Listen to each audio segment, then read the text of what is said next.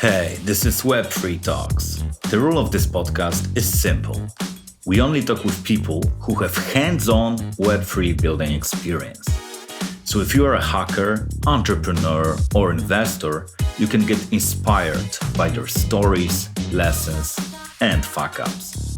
My name is Mac, and I'm hosting this pod. If you want to stay in touch, go to twitter.com/Web3Talks, click the link in the pinned tweet, and join our Discord community. Let's go. So today's guest is Chris Whinfrey, founder of HopExchange.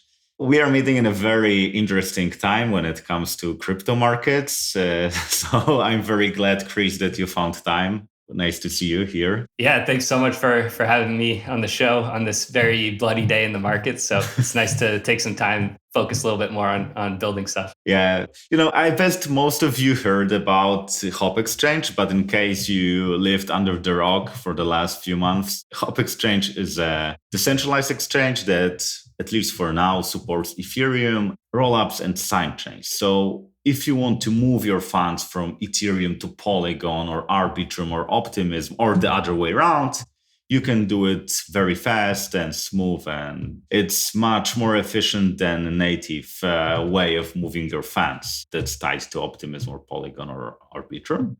And, before we get to the product, we'll talk a lot about HopExchange. But Chris, how you ended up in crypto? So I first got into crypto kind of shortly after graduating, and I was just living with some folks that started the Bitcoin Club at University of Michigan, and they also started this thing called the College Crypto Network, which is now known as Blockchain Education Network. And it was just by random chance that I ended up living with them, and they kind of like introduced me to Bitcoin at the time, and thought it was super interesting. They were talking about all kinds of things like building land registries and all of these like non-money use cases on Bitcoin. And that really resonated with me because like I didn't quite have the like hardcore libertarian kind of mindset early on that was like very common with Bitcoiners. But like I saw that like blockchain had all this potential as a platform, and there was like so much more that you could build on it. And then kind of Ethereum came along, and that was super exciting because it was really, really hard to build stuff with Bitcoin. And with Ethereum, it was like fully programmable. And so just started kind of like tinkering with whatever I could there. And I ended up moving to Boston and was like looking for jobs, like applied at Circle and ended up working with some like early Circle engineers. And then it wasn't until like 2016, end of 2016, early 2017, when I quit and I started a dev shop called Level K. And so we built smart contracts for different people, ended up doing like auditing, and then also started the Boston Ethereum developer meetup. So that was kind of like when I jumped into crypto full time. So you remember the bear market, the last one? Yeah, a couple of them. Yeah. Okay. Yeah, nothing new, but a little scary. Yeah. So, let's proceed to HopExchange. I will tell you a short story that I was pretty surprised by, because last week I wanted to move some funds to Arbitrum because I used Optimism before, but Arbitrum haven't tried yet. So, everything went smooth, but suddenly I get this warning that it will take up to 8 days to move my funds back to Ethereum. And I was like, what the hell? Like, why it takes so long? And then I was like, okay, like now I understand why HopExchange is so useful. So, could you share the story behind the company? Like, why have you started that? Because, we are kind of starting the L2s. Like, I know they started, before 2022, obviously, but I feel like they are just getting a lot of attention right now.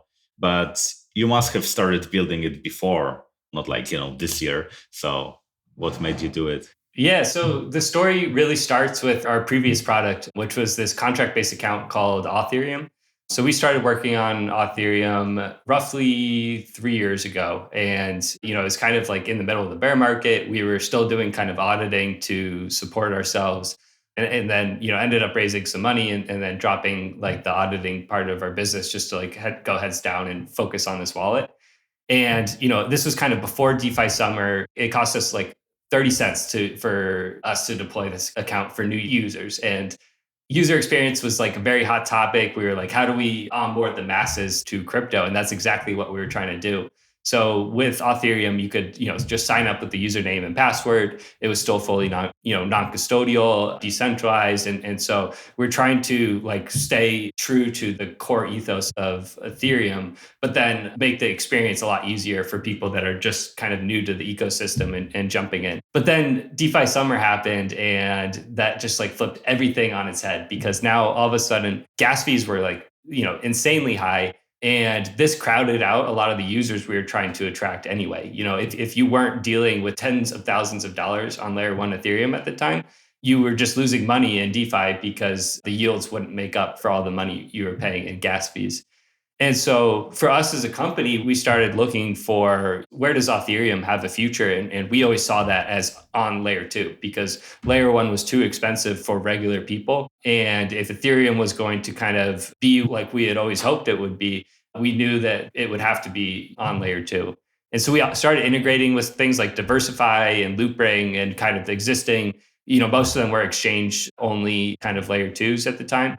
But what we saw was our users weren't really saving money. They would kind of jump over to the exchange, they'd make a few trades. Bridging over was really expensive. Bridging back to layer one was really expensive. Just deploying the Ethereum account in general was, like $200 at the peak. And then we started looking for solutions to just allow our users to get directly onto layer two. So like onboard through an exchange directly to layer two, and then just stay on layer two, where layer two kind of is where the users exist. They're all layer two native citizens, and they never have to touch layer one. And so we started working on like ideas to kind of solve this. And while we were working on this, Vitalik released his rollup centric roadmap post that kind of outlined, okay, the future of Ethereum is rollups. We're going to have this like diverse ecosystem of different solutions. And we were so excited. That was like exactly what we were working on.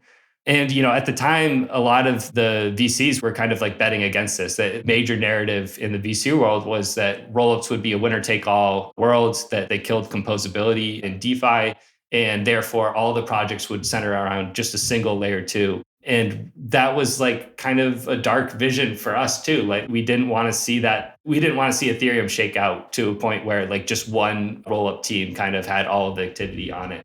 Kind of early 2021, we released the Hop white paper along with like a demo of what we were doing. And then last summer released the actual bridge. Since then it's done over $2.25 billion in volume in aggregate. And then most recently, we just launched the HopDAO, which we're also really excited about. Okay, so we could say that it's like a pivot from the first projects, or is it more like you just cut some features that you already developed and bet on the exchange part? A little bit of both. We always saw it as having the potential to stand on its own, but we also saw it potentially betting or benefiting Ethereum. And so when we released it, the reason we kind of gave it its own brand and everything when we released it is because we saw its potential to stand on its own. But like the reason we kind of started working on it in the first place was to help Ethereum. So At the end of the day, it was very much a pivot. And how have you acquired first users? Because, like on exchange, it's pretty hard because people need to trust you with their money. So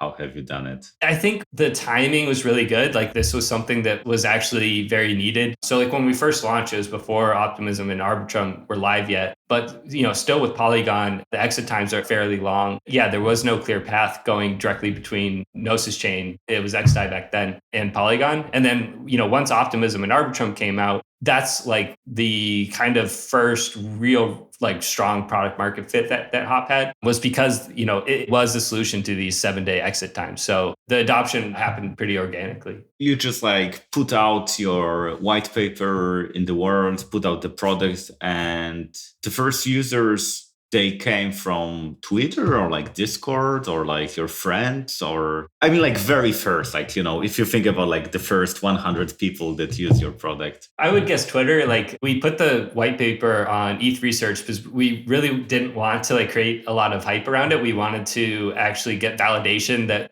what we were proposing would work. And there had been a lot of people that had put a lot of thought into solving this problem. Like Vitalik even mentioned it in the rollup centric roadmap post as like, this is one of the unsolved problems for Ethereum. So yeah, that was kind of the idea. But kind of shortly after putting that out, people got really excited. There was already a ton of excitement around layer two. And so our Twitter became a big platform for us to kind of, to help explain what we were doing. Okay. When you get users, it's just like part of the decentralized exchange equation because you also need liquidity. And it's a big challenge because, first of all, like liquidity is super cool because more liquidity means better exchange rates, and better exchange rates means users are happier with their trades. But there's like limited amount of liquidity providers in the market. Like when you think about it, like there are different exchanges, there are DeFi products, and everyone is kind of competing to get these people on their product so they can provide liquidity for them. So I'm wondering, like, how have you convinced liquidity providers to join Hop? It's a good question. And like, I think actually bridges are one of the more sustainable sources of yield, in addition to just being a traditional LP, like Uniswap LP or something like that. But yeah, at the end of the day, people are willing to pay 4 basis points, 12 basis points, or possibly even more to bridge. And with the AMMs that Hop has on layer 2, where people provide liquidity, it's all between what we called like the H token and the canonical asset. So HETH and ETH, or HUSDC and USDC. So the risks of kind of impermanent loss are very low. And so it is a very pure yield for something like being an LP between ETH and USDC on Uniswap or something like that, where you have impermanent loss exposure. Okay, so it's like the risk is lower there. Makes sense. And is it also because some people who are, maybe not if maxes, but if enthusiasts can like be more prone to just, be liquidity providers on a bridge because then, it's more in line with their view and, what they expect the market to grow to. Yeah, I think there's definitely some of that too. Okay. So like, many users in Web3 are airdrop farmers, that's like, frankly speaking. And sometimes it's hard to tell whether people use your product because they want an airdrop or if they use it because they are genuinely interested in that.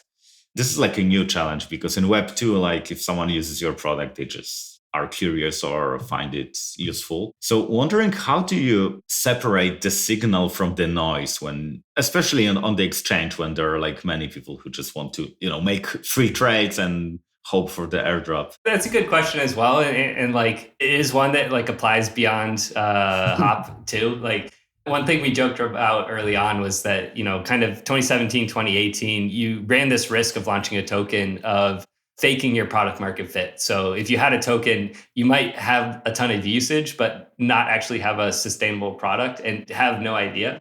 And in 2022, it's kind of flipped on its head, where now if you don't have a token, you run the risk of faking product market fit because you have all these people that are happy to take a risk using a product and hope to get the airdrop. That being said, like, we think it's super important to decentralization to have like a very broad distribution. And this is something that's, historically difficult to do. And, like Bitcoin, I think thinks that a lot of Bitcoiners think that was like a very pure distribution because like it was accessible to everyone. And they started like, but some argue that like the insiders got to mine a lot first. And then, same with Ethereum, it was kind of a crowd sale. So like from that perspective, it could be seen as plutocratic. I think Uniswap had one of the most fair distributions, but being in a very privileged position of doing basically the first airdrop, and deservedly so, because they really kind of kicked off the modern airdrops. But it was in a time before people were really gaming these protocols. And so from that perspective, it was really pure. It's been getting harder and harder since then. And so like, we know that there was a lot of people that, were using it for the airdrop. And then there was a lot of people even going beyond that, trying to abuse that and create, many accounts. And we actually spent months tracking all these people down, connecting accounts and eliminating them from the airdrop because it went directly against the goals of, one, getting the token into the hands of actual Hop users, and two, having a broad distribution so that this protocol can be truly community owned and governed by the community. So I think it was time well spent, but in terms of, it is a really hard problem. And I think each iteration of airdrops makes it harder for the next. So I'm very curious to see where these next few take it, because it is getting tough out there. That's very interesting. And I'm wondering, like, how have you tracked them down? What kind of tools have you used to connect these accounts and, work out who's the farmer? We kind of approached this thinking, it'd be fairly easy. And that was like kind of a naive thing to think at the time. And so early on, we had kind of seen this bot traffic, and a lot of it was low hanging fruit. They would just kind of send things back and forth between Polygon and Gnosis, our two cheapest networks.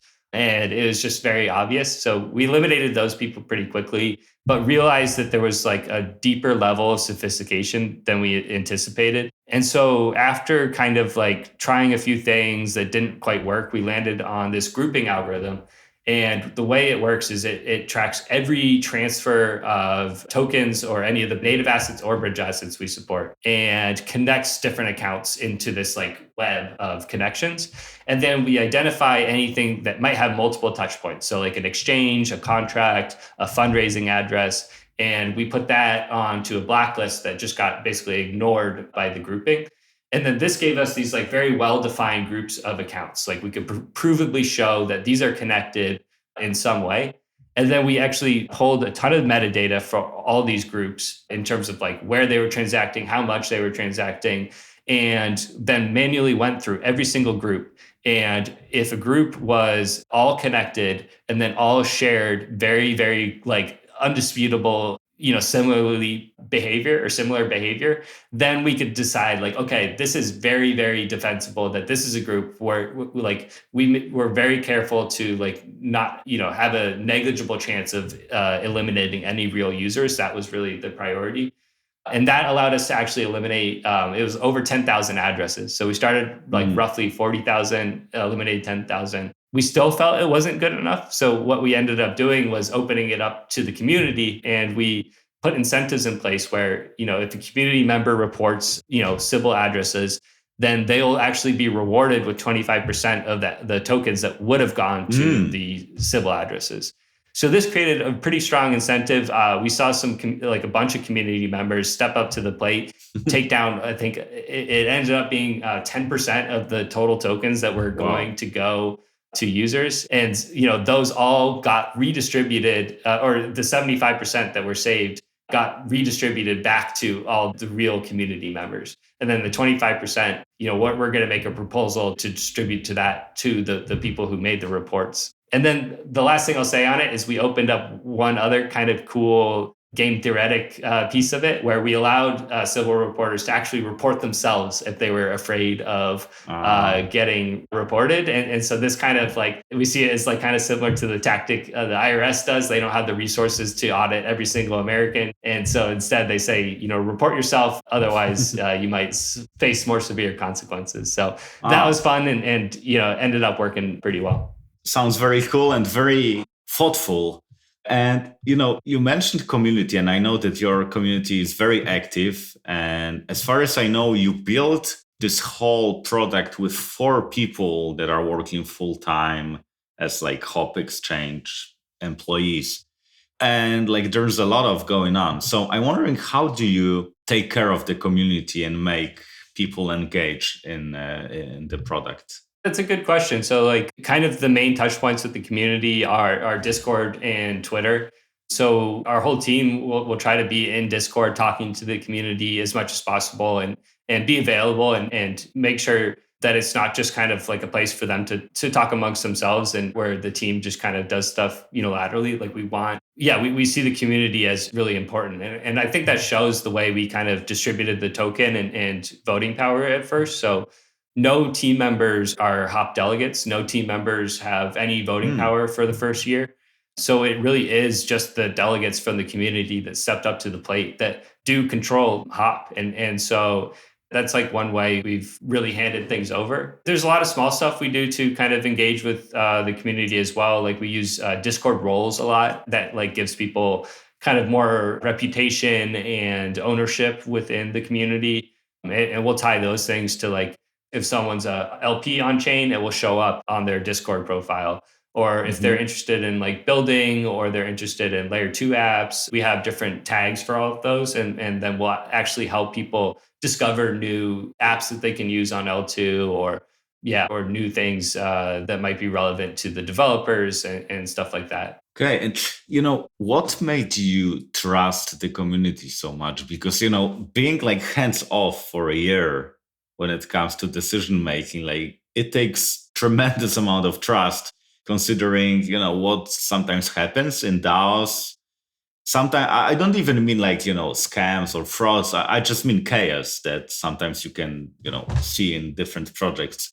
So I'm wondering like, how you made this decision and what made you trust them so much. It definitely is scary. I wouldn't say we'll be completely hands off. We do plan on like participating in the forum and kind of expressing our opinions. We just have no way to act on them. It's really up to the community to kind of accept them or take it in their own direction. But at the end of the day, we really see Hop as core Ethereum infrastructure, and that was always the intention, was to like solve this missing piece within Ethereum's roadmap of, if we are decentralizing or scaling by using this like diverse ecosystem of rollups, we need this like messaging layer and we need this asset transfer layer. And it just wouldn't make sense for, Hop to be anything but, decentralized and community owned for that reason, if we want to see it to be, that ingrained with Ethereum itself. So yeah, it was always the goal to kind of go this direction. And that's like really why we put all this effort into eliminating the Sybil attackers and being thoughtful about who holds the token and who's involved. But yeah, I guess we'll see how it plays out. It's definitely never easy just to hand things over when, we've all been working hard to get this thing out there. Yeah, fingers crossed, Yeah. So I'm wondering, like, do you have built any like set of procedures or like modes of operations or decision making, like guidelines for the community, or have they built it themselves? Or is it just like, very open and there's no rules that they follow? So we posted kind of an initial governance process, just outlining it, but it's a living document. So it can be modified in any way, or the community can change it in any way. So from some perspectives, there aren't rules, like the community can really do what they want and they hold the power to do that. But yeah, the process that we laid out was, pretty typical governance processes, like, make sure that you have some traction with Discord before going to the forum, and then get a temperature check with the forum. If things go well, it goes to a snapshot vote so people can signal their support, off chain. And then only then does it then move to an on-chain vote. Mm-hmm. So, we already mentioned the airdrop, and it's been a pretty big event in the last few weeks. So could you share the backstage perspective, how you organized the whole airdrop and how you prepared it in a way that, as far as I know, so far, all the steps went smoothly? At least from my outside perspective. I bet from the inside it might be more complicated, but at least for the outsider, it looks very smooth. So could you share how have you made it happen? We spent a lot of time preparing for this. And, by far the biggest time was just identifying kind of who the airdrop would go to and eliminating the Sybil attackers. And then, beyond that, we had the contract set up for a while. We spent a lot of time kind of making sure that was all just set up and ready to go. So the hardest work was kind of building up to the point where we showed people their balance, which we did a few weeks before our actual claiming started. And then we spent some time kind of reviewing all the Sybil reports, anyone who thought there might be a mistake or anything like that. And then come last Thursday, when we actually opened up claiming, we really just had to press go. Like we all slept well that night. It wasn't like an all-nighter. We had things in place. And we did a little bit of a different approach than other airdrops have done. Like a lot of other airdrops, it's just like very much a surprise. Like, here's claims, they're open, everyone races. Our main goal was to make sure everyone stayed safe during claiming, because there's tons of phishing attacks that happen. We had at least 4 different sites pop up that were trying to imitate Hop, and we were reporting them to the MetaMask blacklist, and to Google Ads as quickly as we could. But what we did was we deployed all the contracts and we didn't set the actual Merkle root to claim against. So we saw that as like, okay, we can kind of control, and make sure that there's no tokens trading, nothing's actually out there until we make this last transaction, and then it's completely out of our hands. But until then, there's abilities to mitigate anything that comes up. And then also people can't start kind of claiming in the background, which happened with some other airdrops where people figured out how to do it. And that made things really easy. So we actually just had our front end look at that and as the signal to turn on airdrops on the front end. And then the foundation made the transaction to set the Merkle root, the Hop Foundation did. And then that just turned everything on. So it really was down to just like a press go thing. And I would highly recommend doing exactly that, like announcing the contract addresses before to help people from getting phished, announce the date before so that they have some expectations and they're not going to feel time pressure from a phishing, someone trying to phish them. And then it's fair for everyone because the Merkle root just gets set all at once and it opens everything up and it doesn't benefit bots who can kind of claim early. Yeah, so it looks like it was as smooth as it looked from the outside. Great. I know that you got some like top DeFi founders on the cap table. There's Kane from Synthetix, Stani from Aave, Stefan from Gnosis. Could you tell me like any lessons or, perspectives that you got from having super experienced DeFi founders on the cap table? Yeah, it's been really great having these people involved. I personally have known Stefan for a long time. He's like really incredible with the way he manages things over at Gnosis, and they've been able to produce some of the most important products out there.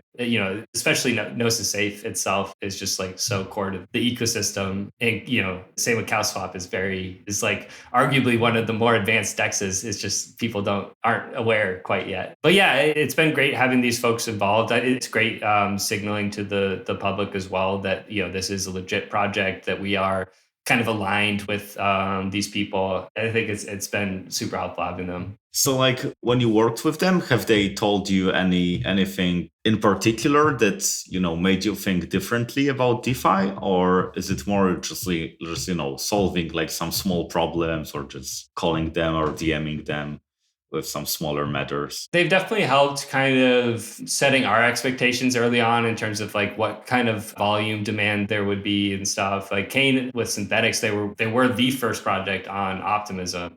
And especially, they were the majority of the liquidity for a while, I believe. And so, yeah, just kind of helping understand the problems that they were kind of seeing firsthand in terms of like both onboarding users to Optimism and being on Optimism, trying to kind of integrate with ecosystems, on other layer 2s and layer 1. We definitely learned a lot as far as like how to better serve these communities. Great. I'm wondering like what's the plan for the next few months or even years when it comes to HopExchange? That's a good question. And it's an interesting one for the timing too. So we just launched the DAO. So really we've kind of like controlled or turned over control of the next year to this community. We will be releasing a post this week that kind of explains how we see the year going and where our expectations were kind of like before launching the token. But this will be strictly opening things up to discussion. So we'll make that post, but if the community disagrees with something or sees a different direction, then what I say right now might not matter much because ultimately they hold the power. I think like the way we see Hop going is we want to kind of get the next version of Hop out that should have some efficiency improvements. It should be easier to onboard new tokens. There's going to be some more features that allow for people that are building on top of the bridge to do some really interesting things. And then, hoping to see more assets supported. There's some new kind of layer 2 networks that are coming up, like ZK Sync, we're watching pretty closely. They should have their second version out soon. Starknet is definitely very, very interesting. And then, that's all stuff that we're thinking about. And then, just kind of getting the DAO rolling, getting those processes down, getting community calls set up and engaging with the community and really hearing out what they want and where they see things going and adapting to that. So it should be a fun year. Yeah, definitely. And how many token holders you have at this point? Etherscan says almost 10,000. Oh, that's a lot of people.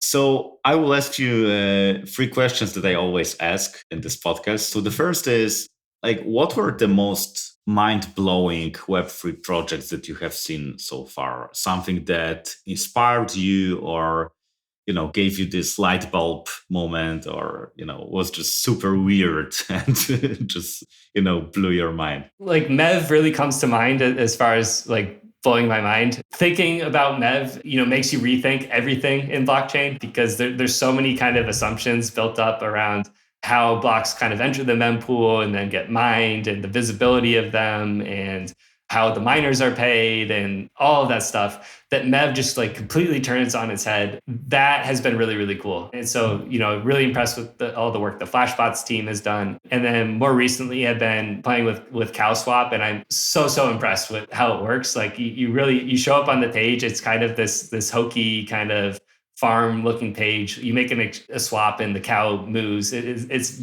like very silly, but under the hood, they have like some of the most advanced features, of DEXs out there. They have, so every swap is submitted through directly to the miners, through the MEV, like a MEV protocol. I actually don't know if they're using Flashbots or their own endpoint, but that kind of protects you from front running and stuff like that. And then they can do off-chain pairing. So if they have multiple orders that kind of can benefit from each other, they'll bundle those together, automatically. And yeah, it's just very, very cool. You get a good price. You don't get front run. That's been top of mind too. Yeah, sounds super impressive. I will definitely check it out because I've heard about it, but never tried it before. And I think, in these market conditions, front running might be very popular. So it might be good to try a different exchange. Yeah. I'm also super interested in more experimenting with governance. So I really like what NounsDAO is doing. I think the model is really cool. I'm priced out. I can't afford a noun, but definitely wish that I could. But I really like the model. I like how it blends kind of NFTs with governance. And one thing that, is important is kind of like building a reputation around governance and making sure that the people kind of acting in governance are acting in the best interest of, whatever protocol they're participating in. And I think the current setup with governance has a lot of issues. Like right now, you look at traditional orgs like governments or companies or clubs or anything like that, you'll see that there's some kind of like minority shareholder protections or something that prevents kind of tyranny of the majority. Right now, we have none of that in DeFi. Like basically every DAO, if you were to gain 50% of the DAO, then you basically fully control it. You could, extract all the value capture. You could, unilaterally control all the rewards. And it breaks the model if that happens. And right now, it's really social pressures that keep that from happening. So yeah, the stuff I'm excited about is like private voting, stuff like NounsDAO, where you can tie like a visual, like NFT or something to someone acting in governance and other kind of stuff like that will help make like more healthy DeFi governance. Yeah, I feel like we are kind of speedrunning governance, like the last, 5,000 years of governance in this crypto, and we try to do it in a few years. Some people say, okay, but you're kind of relearning the lessons that are already there and we already know it. But I think it's not like that, because we can, by making these mistakes, we can find maybe better ways to work on the governance. And I think like at the end of the day, we talk about, people investing in money, NFTs, all this DAOs and so on. But like at the end of the day, I think like the biggest innovation that might come from crypto is the governance, because this is the thing that hasn't been subject of innovation too much for the last, decades. Like we had a lot of innovations in tech, but when it comes to governance, how people organize and cooperate, there's little innovation. So I think it's a very promising step forward. Yeah.